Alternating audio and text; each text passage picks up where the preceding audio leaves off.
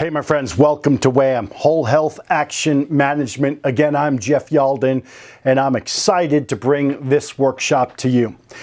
So before we get started, let's understand how people set and meet health goals. And my friends, I want to encourage you to understand we're going to talk about our physical health and goals that are related to our physical health. But you will understand more as we move forward. Also, I am going to give you a link at the end where I'm going to give you this manual that I'm talking about. It's going to be on my website, so you can take this and use it in your community. I'm also going to try and add a PDF to the workshop, so you'll be able to get from the people that are sending this out. I hope that makes sense. And please, my friends, share and use it with your students, families, your school community friends, whomever will benefit. I'm honored and excited that it works. But this is for me and you right now, so let's get going.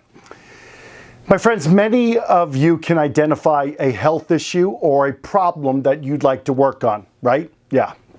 So knowing what you want to work on will help you pick and stick to a goal as we go through this workshop.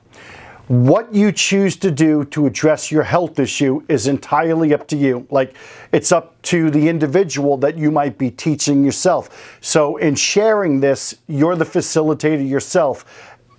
The goals that they choose to pick are up to them. Why are we focusing on physical health is a question you might ask.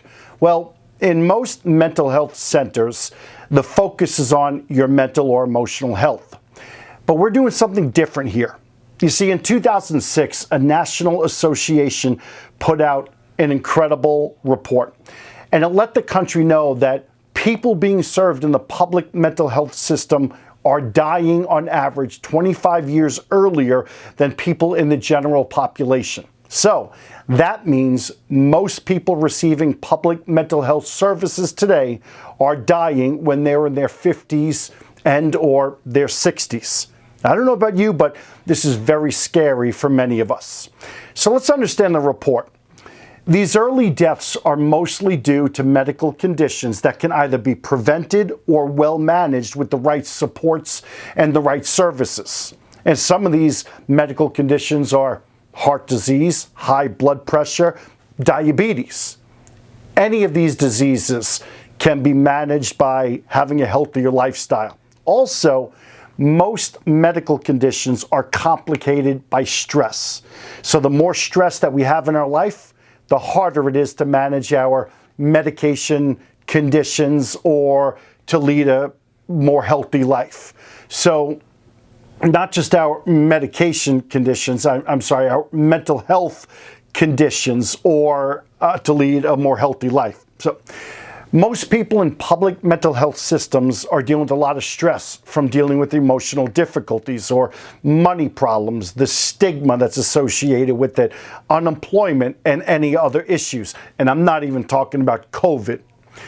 And so while I get to speak to you, I want to help you learn some proven skills for reducing stress, so not only can you lead a healthy and happy life, but now you can teach this in your community. My friends, this is some great stuff. And the more we teach it, the more we're reminding ourselves of what we need to do. All right. So research shows that people are more likely to meet their health goals when they work with other people who have the same illnesses, issues, conditions. Self-help is used to manage all kinds of illnesses, and I want you to benefit from it as well. So this is something for you, and it's for those that we get to work with. Let's get started. I want to share with you the 10 domains of a healthy life.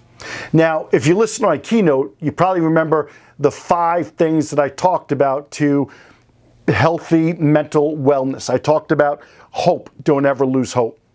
I talked about education, growth mindset, not a fixed mindset. I talked about personal responsibility, advocating for yourself, and having a healthy support network. I want to talk about the 10 domains of a healthy life now. The first 3 areas: healthy eating.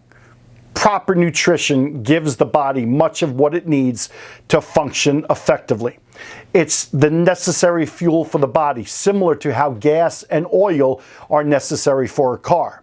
And so if you don't get the vitamins and the minerals that you need, or if you eat in excess of what you need, well, your body and your health will deteriorate. I'm sorry.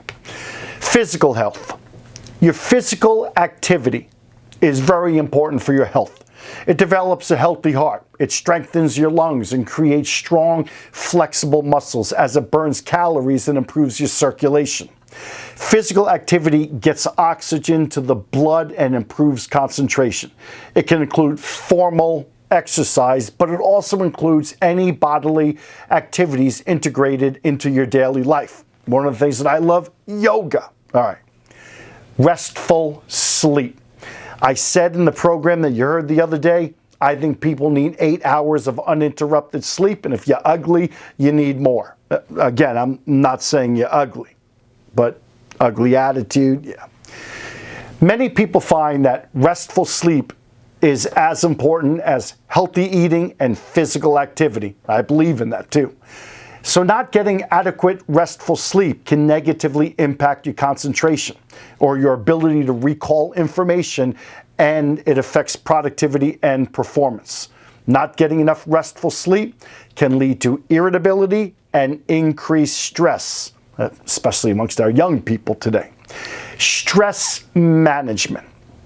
I think it is so important that we're teaching people how to cope through life's circumstances and situations and challenges. So that's something I think we need to be teaching too.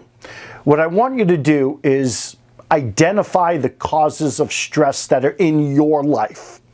And I also want you to identify your self-help and the coping skills when you are overly stressed. And so, my friends, at any time during this presentation, hit stop, kind of identify those causes of stress that are in your life, identify some self-help and coping skills for when you're stressed and help you deal with it so that you have time to do that. Or you could just do it later. So let me ask you, did you do that? And so my answer or my question is simply this. What are some of the tools that are in your toolbox in coping? Okay, this is maybe another place where you would stop the video and identify that. Let's talk about service to others and having a support network. My friends, service to others and a support network are the flip sides of the same coin. It's to give and take of human connections. A gentleman by the name of Gregory Friccioni, a doctor. He's the director of the Benson Henry Institute for Mind-Body Medicine at Massachusetts General Hospital. He states that humans need connectedness to survive. No kidding. Sorry. This connectedness is at the core of why the model of peer support and self-help are so effective. We're doing it together with one another. It's like real people helping real people. It's friends helping friends. But the experience of connection plays a major role in initiating and sustaining a person in recovery. My friends, you can't do it alone. That's why I think it's so important that you're able to communicate your thoughts and your feelings, and you realize that you're not alone. So we can become so wrapped up in our own lives that it is difficult to see beyond. This isolation is toxic, but isolation leads to separation from the human connections in our world. And when you're being of service to others, you get out of the focus just being about yourself and you make it about others as well. But it also allows you to identify and to utilize your gifts and to find your value in the world. Service to others allows you to play your part in the community. And if you remember my talk the other day, I talked about meaningful relationships where people feel like they're alone or they feel like they're a disappointment or a burden. So having a connection to others is so important. And that's one of the big struggles with COVID as we were all isolating. So My friends, it's often said that you can't keep it if you don't give it away. So, my friends, connectedness with others. And also, living in isolation not only increases the wear and tear at the cellular level, but it also is a highway to super stress. Dean Ornish, another doctor, he's a cardiologist, and he places great importance on the healing power of loving relationships. I know, right? I'm thinking like, yeah. But in his book, Love and Intimacy, Dr. Ornish references research that shows people with the strongest social ties had dramatically lower rates of disease and premature death than those who felt isolated and alone. That's okay. Those who lacked regular participation in organized and social groups had a fourfold increased risk of death 6 months after open heart surgery. So it just goes to show, you can't do this alone. You got to get out and be connected with others.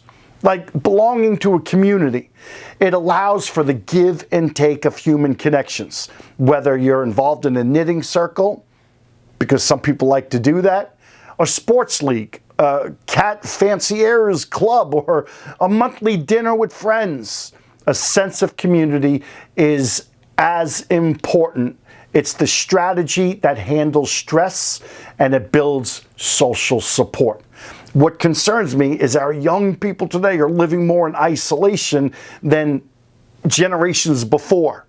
I'm concerned about that. Has a lot to do with social media. I'm not saying social media is bad, but I'm saying the more and more social media or the more and more gaming leads you to more isolation. Isolation is toxic. However, most scientific, in fact, actually, most scientific studies cite that social support is the #1 determinant of how people handle a stressful situation and can help you live longer. Optimism based on your positive experiences. I love that word. Optimistic expectations. And challenging negative thinking or thought patterns. It has to do with your attitude. The first has to do with attitude towards your future, and the second is challenging that negative thinking. That has to do with attitude towards yourself.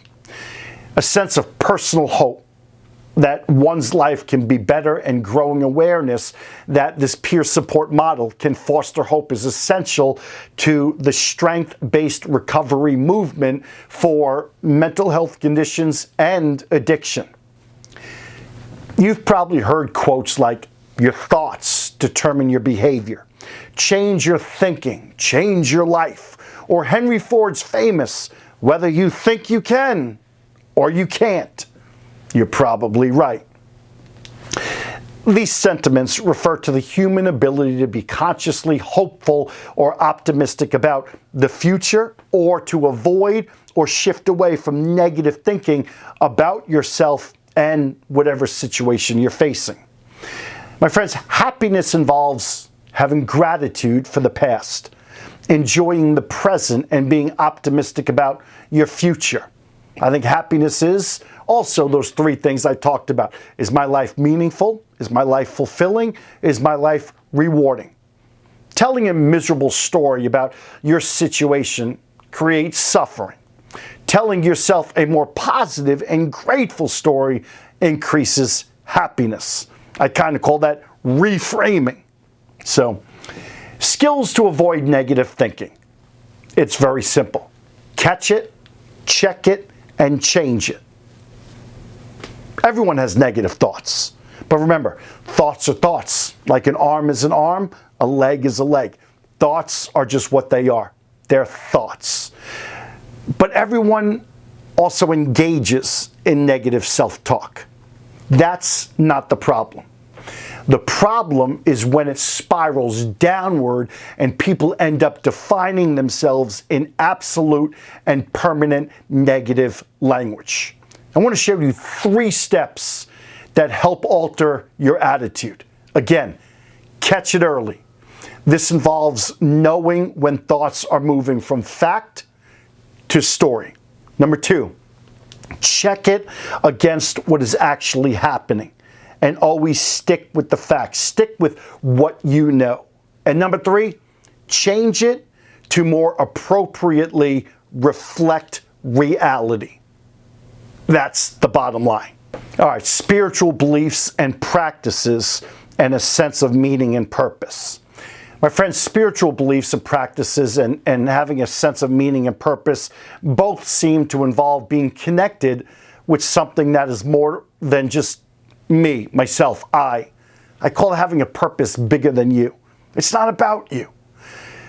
And I don't want to lose you with this, but spirituality is simply the belief that there is something more than the material or the physical world that you can connect with. And in that connection, you find strength and guidance. Each person's definition is unique to them, but it is what they turn to in order to get through the struggles that they face in life. And for many people, the ability to connect with this power gives them a sense of meaning and purpose. I think having a power higher than you also helps you have hope in life and belief that you're going to get through this. As we go through life, we all seek to find meaning and purpose. People want to know their role in life. Well, a sense of meaning and purpose motivates people to get out of bed and get ready to face another day. It's what motivates people to take care of themselves because they believe that their life has value. Very similar to having hope. Don't ever not have a purpose. And for young people, I think your purpose is you wake up, you get up, you dress up, and you just show up. Be present. Don't worry about who you're going to be or what you're going to do. Am I going to get married? Am I going to have kids? Am I going to be successful? Blah, blah, blah. Have hope, have purpose, and wake up and show up every day. That's what I think is most important for young people that are facing this overwhelming negative attitude and stress in their lives because they're supposed to have it figured out. Like, really? So the first 3 areas, healthy eating, physical activity, restful sleep that I spoke about, are directly related to your physical health or your medical needs. But the next 6 areas are about maintaining a positive attitude. Number 1, having a purpose that is bigger than yourself. The last 6 areas are indirectly related to physical health, but they're very important when creating whole health skills. And you can see from the list that I'm about to share with you how physical health, represented by the first 3 domains, is connected to one's emotional health, represented by the last 6 domains I talked about. Again, I'm going to give you this manual, but what I want you to think through is a process to decide one area that you want to work on first. And then we're going to set a reachable goal in that area to help you work on the health issue that maybe you're dealing with or thought about earlier. Not just whole health here, but we're also talking about resiliency. My friends, resiliency is a word to describe the ability to recover readily from any illness, mental health issues, or the hard things that you face in life. Resiliency starts with a focus on our strengths and what we're capable of. Resiliency also makes us think about people who succeed and thrive in spite of great odds that are against them. And so a focus on your resiliency is a big part of the person-centered focus, the process that you're going to go through during this time that we have together and your teachings. So let's talk about this. All right, so key to success, setting and achieving goals. Very important. My friends, there are 3 kinds of goals in life. There are goals to change your situation, there are goals to learn a skill, and there are goals to develop a new healthy habit. And so here's what I want to ask of you. As you write your goal, is it stated so that it has impact? Don't worry, I'm going to explain this. I'll ask you these questions about your initial goal statement. Let's talk about impact. Number one, I, improve. Does accomplishing this goal improve the quality of my health, my resiliency, or your health, your resiliency? M, is it measurable? Is it objectively measurable in terms of knowing if I have accomplished the goal that I set out to achieve? P, positively stated. Is it positively stated as something new that I want in my life? And the A, achievable. Is it achievable for me in my present situation and with my current abilities? And the C, it calls forth actions.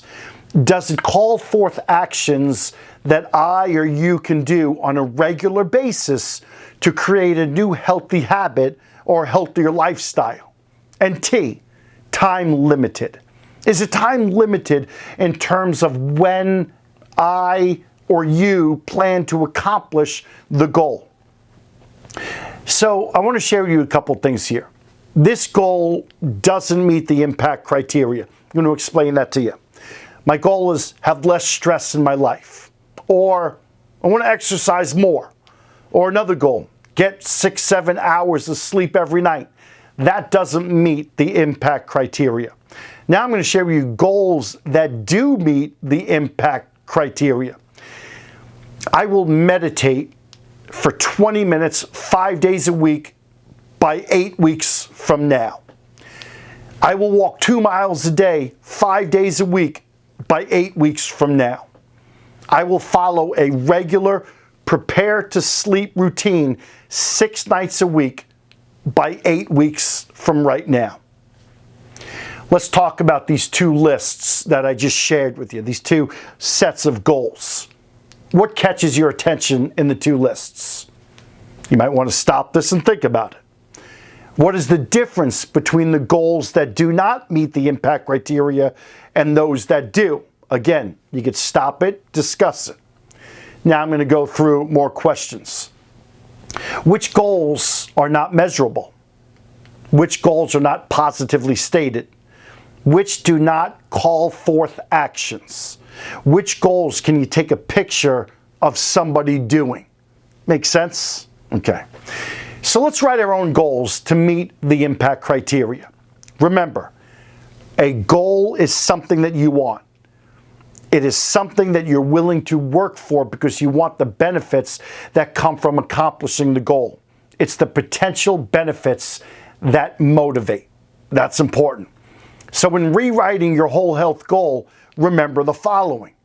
Make sure the goal statement contains the benefits. And when thinking about improving your health, think new healthy habit. And so as you're writing your whole health goal, remember, it is the want or the what you will do on a regular basis in order to obtain the desired benefits. Meaning, the closer you can get the goal statement to include the benefits, the more impact the statement will have on your motivation to work to accomplish the goal. Again, I'm giving you the manual.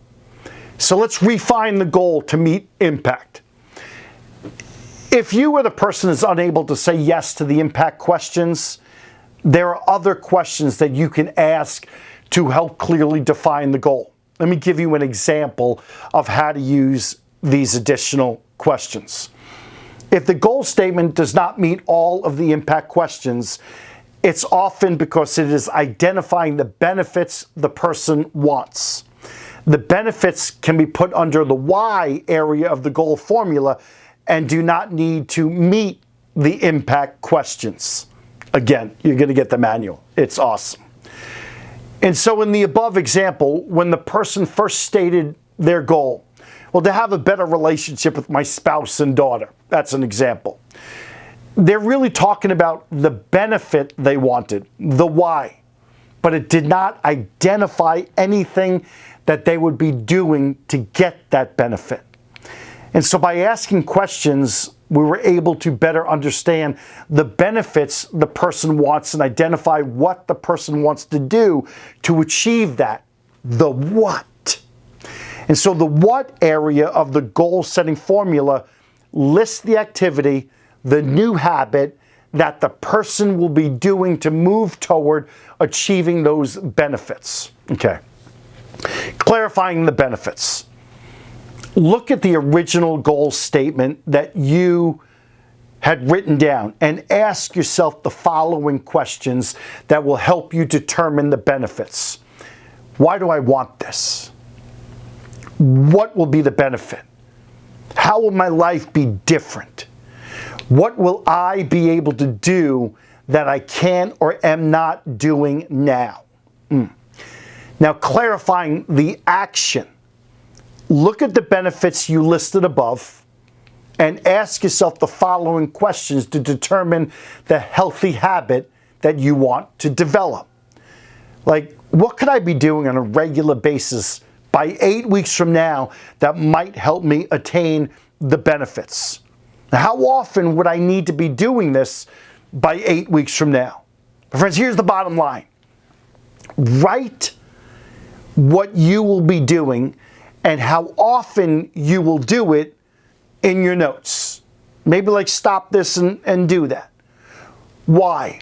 Well, in order to blah, blah, blah, blah, when by 8 weeks from now, I will blah, blah, blah, blah. What?